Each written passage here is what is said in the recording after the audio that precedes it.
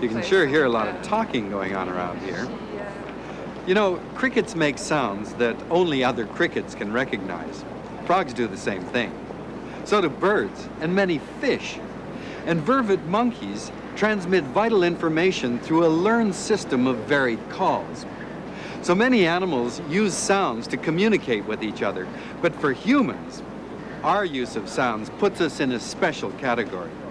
Speech is the definitive human code, efficient and flexible, and as specific to our species as a robin's call is to robins. And it's all made possible by the evolution of the human vocal tract.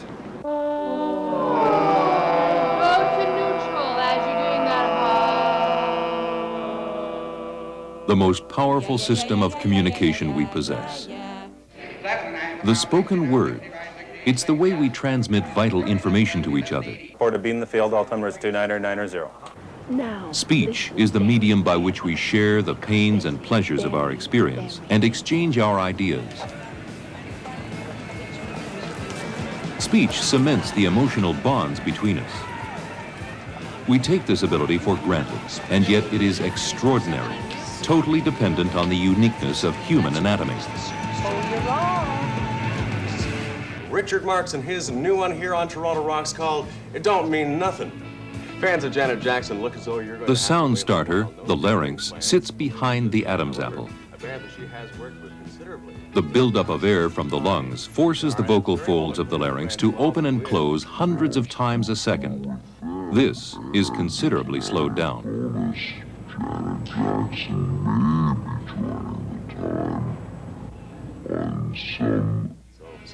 The resulting puffs of air create a stream of sound vibrations. In concert. This is Toronto Rocks, and I'm Brad Giffen, sitting on the edge of a weekend here. A weekend that's going to be. But it is the vocal tract above the larynx that is responsible for the distinctiveness of speech sounds. This weekend on Sunday, more sunshine, highs topping 31 degrees right now. The chambers of the mouth and nose and the area behind the mouth and nose all work to modify the basic vibrations from the larynx. Start off with this one. Recent guest on Toronto Rocks, Mark King from the band Level 42. Then the sound is further transformed by the articulators, the tongue, the jaw, and the lips. Lessons in Love. First of all, we start off with the lady that Level 42 is going to be joining in the C&E Grand The end Stage. result is a rich array of speech sounds, astonishing for its diversity and versatility. Comedy serial called Chicken Man. Do you remember that one? Hey, the most fantastic crime fighter the world has ever known. Live from 299 Queen Street West, this is the home of the nation's music station and Toronto Rock. There's nothing remarkable about the sound starter itself, the human larynx. It's just a protective sphincter muscle of the kind all mammals carry in their throats. By itself, it only produces a buzzing sound, like the double reed of the oboe.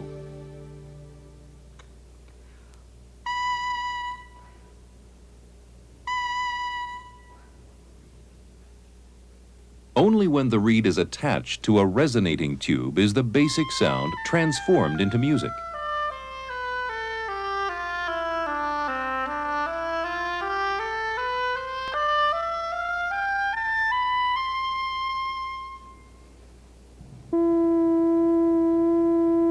The same principle is at work with pipe organs.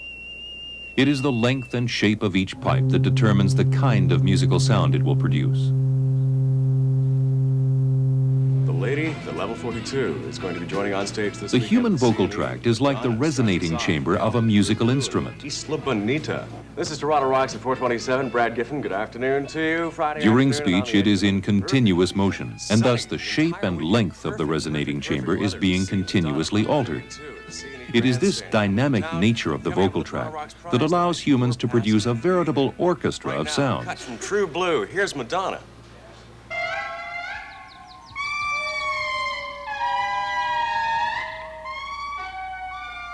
Even the most adept animal communicators produce a more limited range of sounds. And there's a very good anatomical reason why. For humans, the wonderful gift of speech is made possible by the unique configuration of our vocal tract. In most mammals, including dogs, the larynx sits high up in the neck, between the first and third spinal vertebrae, where it locks at the back of the nasal cavity. In this position, it separates the air passage from the food passage. For this reason, animals are able to swallow and breathe at the same time, thus maintaining the crucial ability, while feeding and drinking, of smelling predators. We've lost this ability. Our larynx is positioned much further down in the neck between the fourth and seventh vertebra, and therefore can't lock into the back of the nasal cavity. Thus, we are the only animal in whom the air and food pathways cross above the larynx. This is why it's so easy for us to choke on liquids, and why the ever-present danger exists of suffocating on a misplaced bit of food. So we decided to sneak upstairs. We got up to the nice lounge, air-conditioned lounge, with cool glasses of beer, you know. But we've gained something very valuable in exchange, a vastly expanded vocal tract, and with it, the unique ability to produce the rich, complex sounds of articulate speech. Is there anybody there? Said the traveler, knocking on the moonlit door. And his horse in the silence. A skilled speaker can convey an enormous range of significance through the expressiveness of the voice. Above the traveler's head. And he smote upon the door a second time. Is there anybody there? He said. But no one The descended pitch, to the traveler. speed, loudness, and tone are all subtly varied in accordance with the meanings of the words. Eyes, where he stood perplexed and still, but only a host of phantom listeners. And in the listener's mind, a world of emotional resonance is Thronging awakened. the faint moonbeams on the dark stair to that voice from the world of men. Stood thronging the faint moonbeams on the dark stair that goes down to the empty hall, hearkening in an air stirred and shaken by the lonely traveler's call. The astonishing fact is that we're not born with the anatomy of speech. The newborn infant is like a chimp or a dog with the larynx positioned high in the neck. Like any other mammal, it can breathe at the same time it's suckling. Somewhere in the early months of life, the larynx begins its descent into the neck. The process continues over the child's first years. Some anatomists believe that this development in the child is a synopsis of what happened in human evolution. The shape of fossil skulls reveals where the larynx was located in the different species of hominids. Australopithecus, the first hominid, had a larynx positioned high in the neck, like living monkeys and apes, and would have been capable of only a limited repertoire of sounds.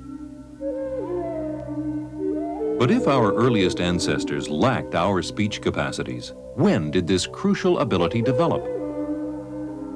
The first skull base indicating a lowered larynx belonged to Homo erectus 1.5 million years ago. Its vocal anatomy was quite different from our own, but with this species, the crucial change to an expanded vocal tract had been made. It was not until our own species, Homo sapiens, that the skull forms indicate the emergence of a fully modern vocal tract.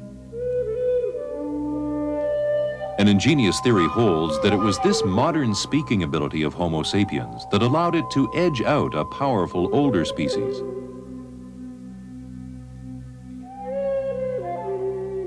Neanderthals disappeared mysteriously about 40,000 years ago.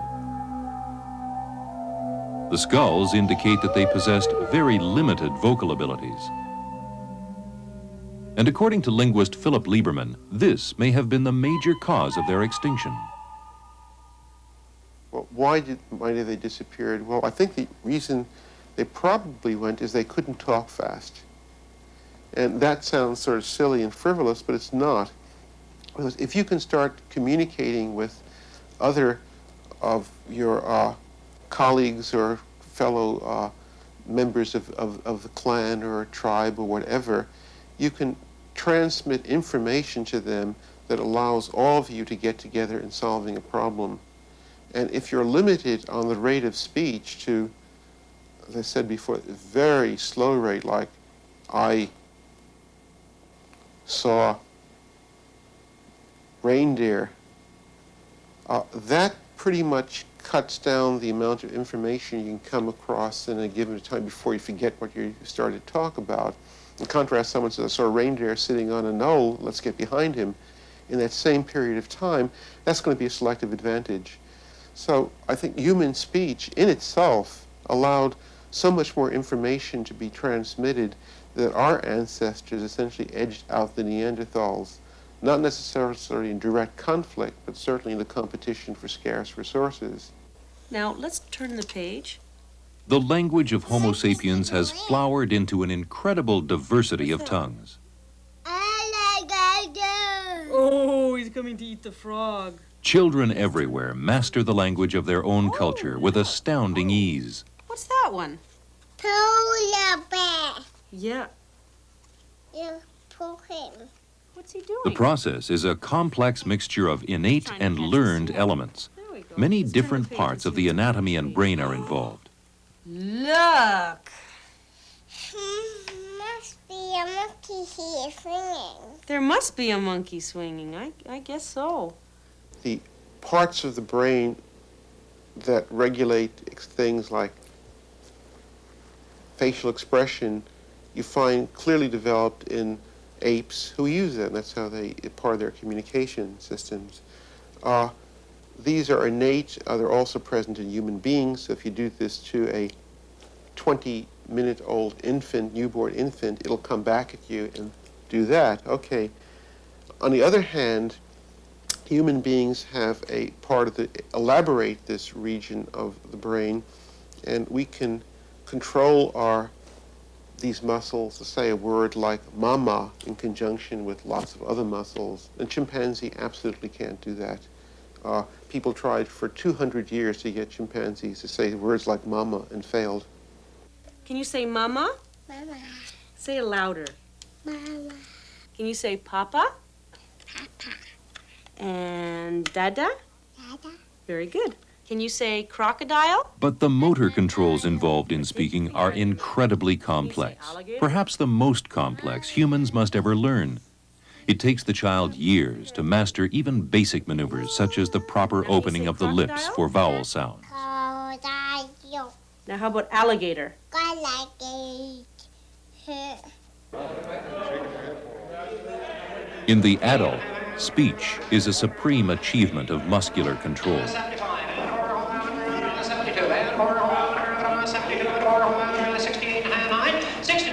The activity of hundreds of different muscles must be coordinated in the act of articulation.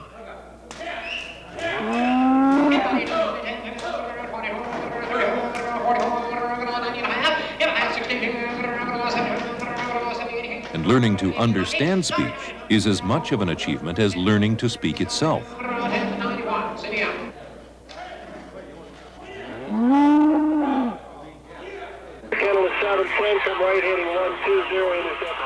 Sid Express 409, check the gear down, clear to land runway 26, wind 270, 10 to 50. City Express 608, take your next right turn, contact ground 121.7 on Bravo. 33.3 and we're going direct Buffalo, X-ray Mike. This all sounds like noise to me. I can't understand a word those pilots are saying. But for flyers and the people here in this control room, those voice transmissions are a lifeline between the air and the ground, a vital form of communication that makes air travel feasible. But if you listen to this stuff long enough, it does begin to make some sense. For instance, he has his gear down and locked. It's almost as if the message is in code, and your brain learns how to decode it. Some scientists believe, in a general sense, that human speech itself is a kind of code, and that understanding it involves a distinct process of neurological decoding. We tend to think of our perception of speech as being the same as the way we take in any other sounds. But there's strong evidence to suggest that speech perception is special, as different from the way we hear ordinary sound as the message is from the noise.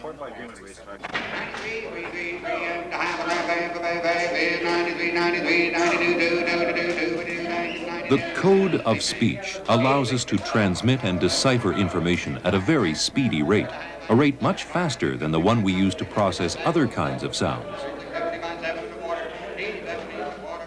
If I take this pen, I'll just tap it and count the taps. How many taps? Well, it's sort of a very easy question. It's 5 taps. Okay, let me do it again. If you're counting very fast, it's about 10 taps. And we'll do it again. You can't.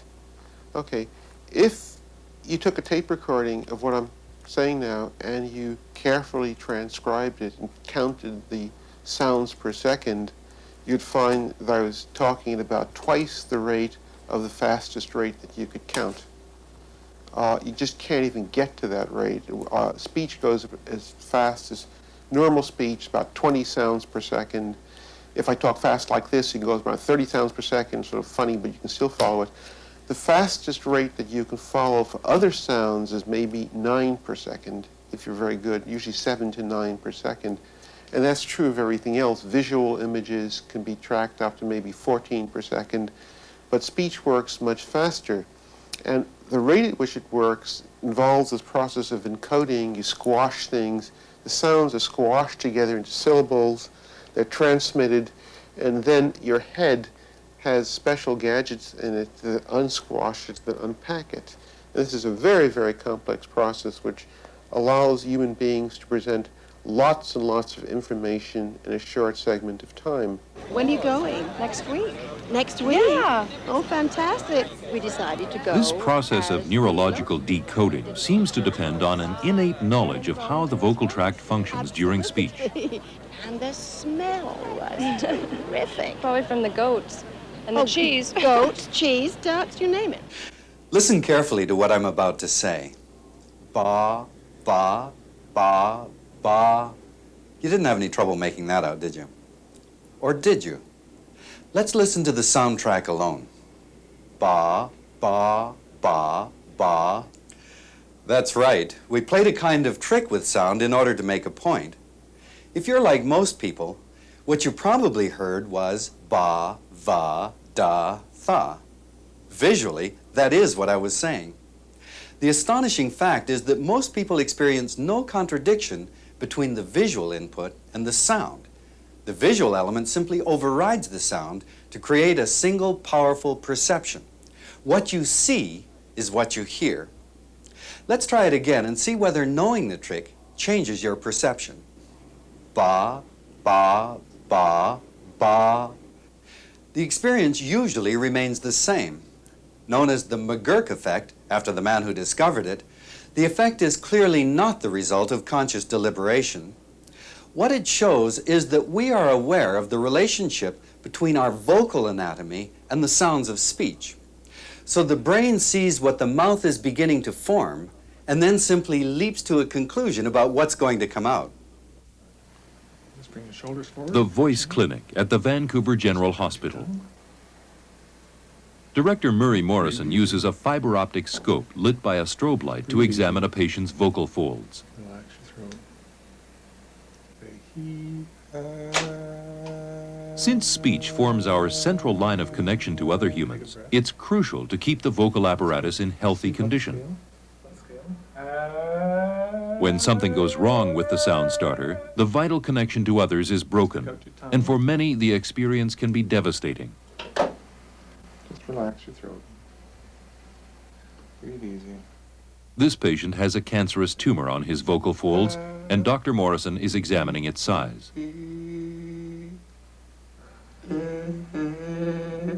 Smoking is a major cause of such tumors, and the most common symptom is persistent hoarseness, a condition people often ignore for far too long. Yet early diagnosis is critical in such cases. This man's tumor has been caught in time, and he is undergoing a course of radiation treatments.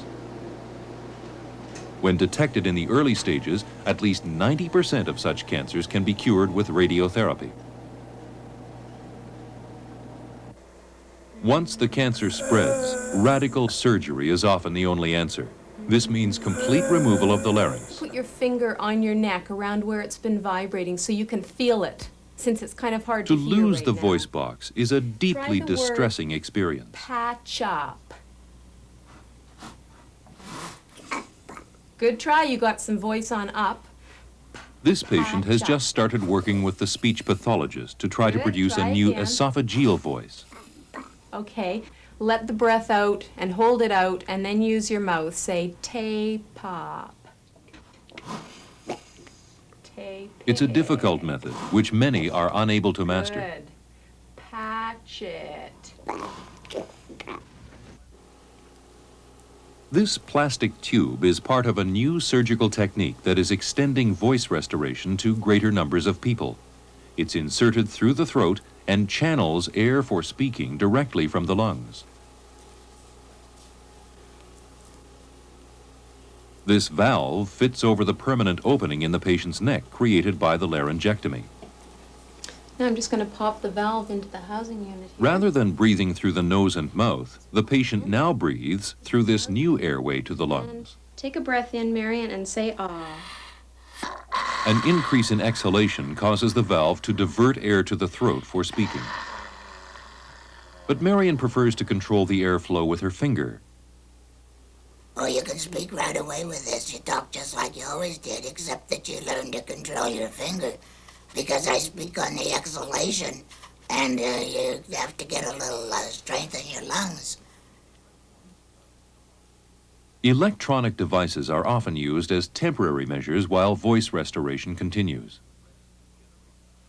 The Cooper-Rand generates a tone which is transmitted into the mouth via a plastic tube. We went to the restaurant to have some dinner. We went to the restaurant to have some dinner. How long did it take you? With an artificial sound starter, the vocal tract once again resumes its function as a resonating chamber.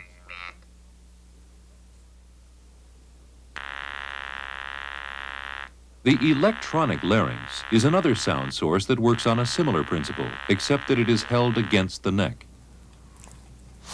It's the vibrations from this device that I am able to transfer the vibration into what you hear now is my voice.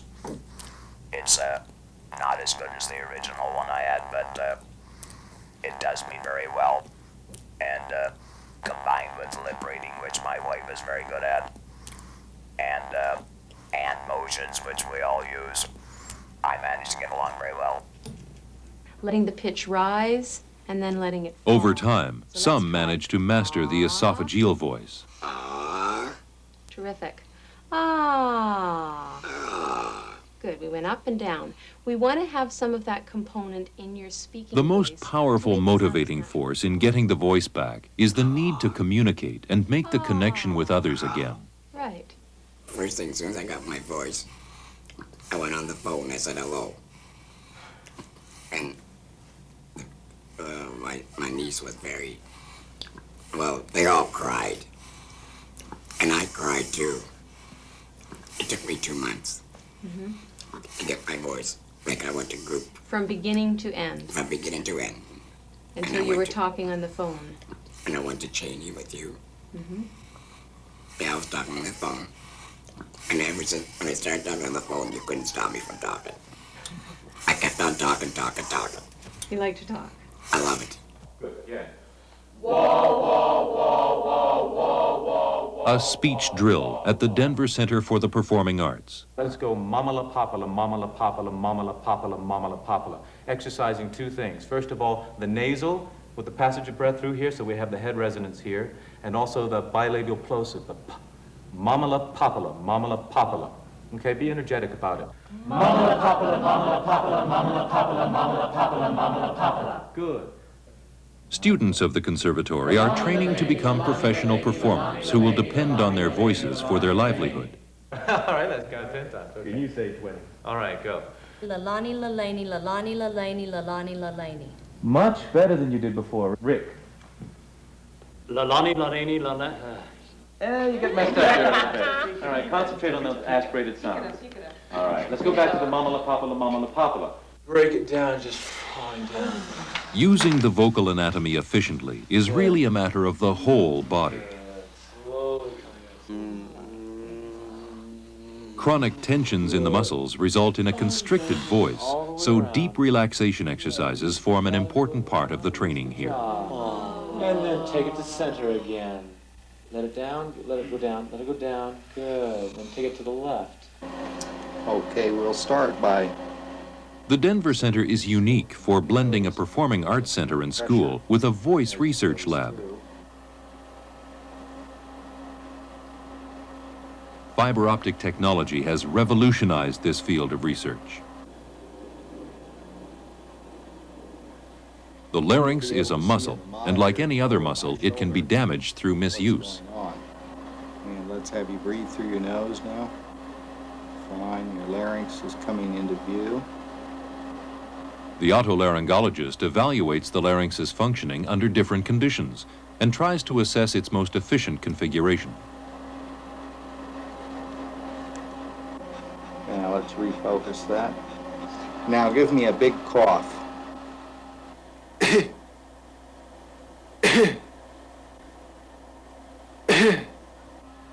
Now whistle for me.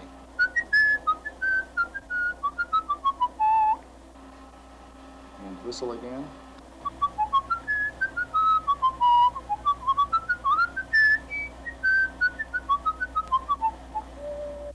Younger than springtime are you, softer than starlight. Different aspects of the vocal folds activity can be monitored externally.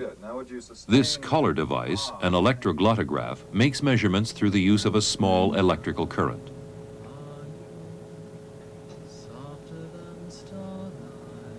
The waveform signal on the oscilloscope informs the researcher about the differences in the stress being exerted on the vocal folds. Both light and heavy voices are tried. Softer than starlight are you. Dr. Ron Scherer.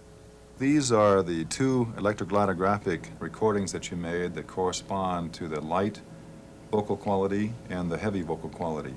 The top one here corresponds to the light quality, and the bottom trace here corresponds to the heavy voice quality that you used in your singing. These are specifically different in a number of ways. The bottom one in the heavy voice has a much longer top, we call it, whereas the light voice is much more shallow. And we interpret this to mean that the vocal folds themselves are closed much more tightly in this heavy voice quality rather than in the light voice quality. These wave-shaped differences are very important to us with respect to the diagnostics of voice. The data gained through such investigations will eventually be used to formulate training programs for people who must use their voices professionally.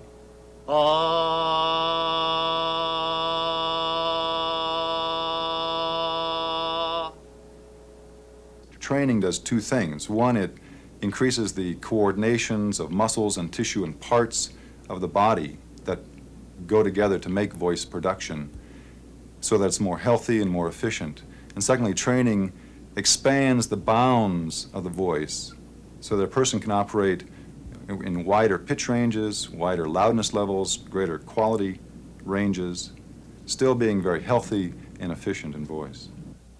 2, 3, 4. Students at the conservatory are also exposed to training in realignment techniques for the whole body. The normal voice is often pinched because of too much constriction in the shoulder and neck area. Heaven is here where Juliet lives, and every cat and dog and little mouse, every unworthy thing live here in heaven and may look on her, but Romeo may not. Students learn what it feels like to lengthen the spine and lift the head up and away from the Connect shoulders. with your feet. Think of releasing down into your legs at the same time, releasing up through your whole torso. The position of the pelvis is readjusted to release the torso. 'Tis torture and not mercy. Good, okay. And up here again. Great, go ahead. Heaven is here where Juliet lives. And every cat and dog and little mouse, every unworthy thing live here in heaven and may look on her. Great. And release up there again. But Romeo may not. more validity. The result of greater freedom in the body is a dramatic more opening up of the statefulness voice. and carrion flies than Romeo. Good, and release up there again. They may seize on the white wonder of dear Juliet's hand, And release up and then steal a mortal blessing from her lips, which even in pure and vestal modesty still blush as thinking their own kisses sin. But Romeo may not, he is banished.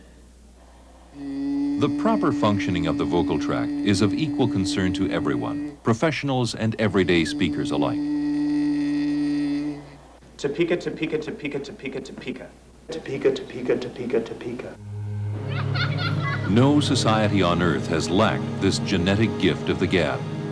Spoken language has determined the very shape of human culture.